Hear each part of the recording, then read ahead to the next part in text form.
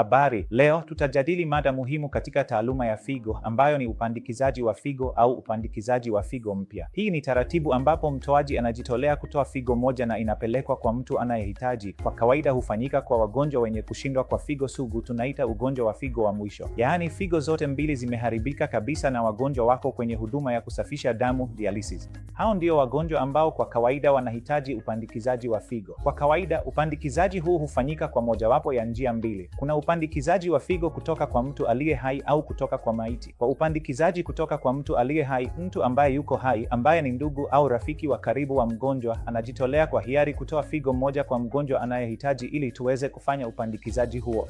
Wote wawili wanaweza kuendelea kufanya kazi zao kawaida. Wakati hakuna uwezekano wa kupata mtoaji aliye hai, tunapata kiungo kutoka kwa waliokufa ubongo. Hii huitwa uchangiaji wa kiungo kutoka kwa maiti. Wagonjwa waliokufa ubongo kutokana na matatizo ya kiafya, ajali au sababu nyingine, baada ya ridhaa kutoka kwa ndugu na jamaa wa karibu wa mgonjwa, viungo huvunwa na kutolewa kwa wagonjwa walioko kwenye orodha ya kusubiri ya serikali. Hii inaitwa uchangiaji wa kiungo kutoka kwa maiti.